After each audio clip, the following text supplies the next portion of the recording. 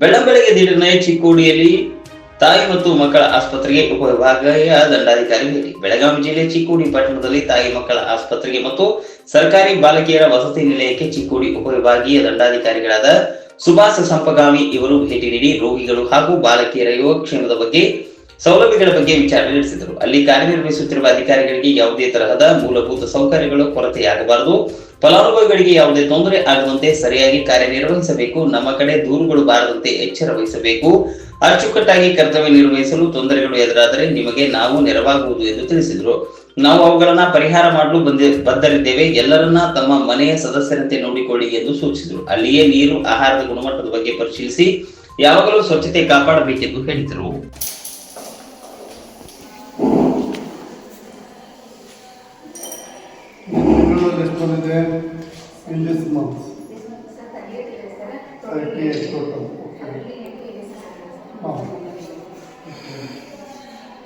Bus certificate ನಾನು issue ಮಾಡ್ತಾರೆ, municipality ಕಳಿಸ್ಕೊಡ್ತೀರ? Municipality ಕಳಿಸ್ಕೊಡ್ತೀವಿ. ಓಕೆ. ಇಲ್ಲ ನಿಮ್ಮದು ಈ ಜನ್ಮ ಸ್ಟಾರ್ಟ್ ಆಗಿಲ್ಲ, ಈ ಜನ್ಮ ಐಡಿ ಸ್ಟಾರ್ಟ್ ಆಗಿಲ್ಲ. ಓಕೆ. ಬಂದಾಗೆಲ್ಲ ಡೀಟೇಲ್ಸ್ ಕರೆಕ್ಟ್ ತೊಗೊಳ್ತೀರಿ?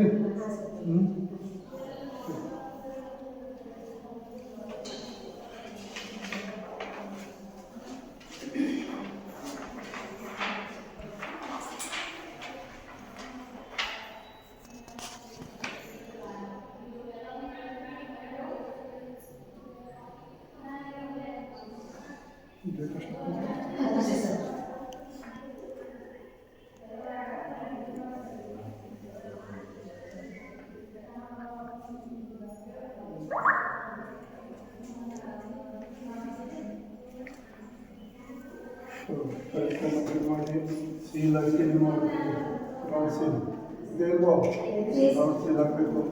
ಕೊನೆಯ ಪೇಜಲ್ಲಿ ಬರೀಬೇಕು ಎಲ್ಲಿಂದ ಸರ್ಟಿಫಿಕೇಶನ್. ಓಕೆ.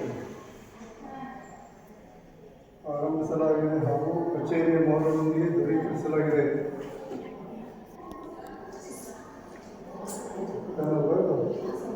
ಆಗ ಕೈಬಿಟ್ಟಿದ್ರೆ ಕಳಿಸಿಕೊಟ್ಟಿದ್ರೆ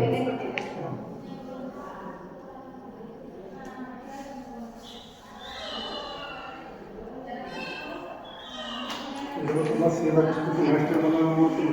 ಹಾಂ, ಓಕೆ. ನೀರು ನಿಮಗೆ ಕೊಡ್ತಾರೆ ಇಲ್ವಾ? ಬೋರ್ ಇದೆ. ಇದು ಆರೋ ನೀರು, ಆರೋ ಪ್ಲಾಂಟ್ ಇತ್ತಲ್ಲ, ಕುಡಿಸಿಲ್ಲ ಇನ್ನು.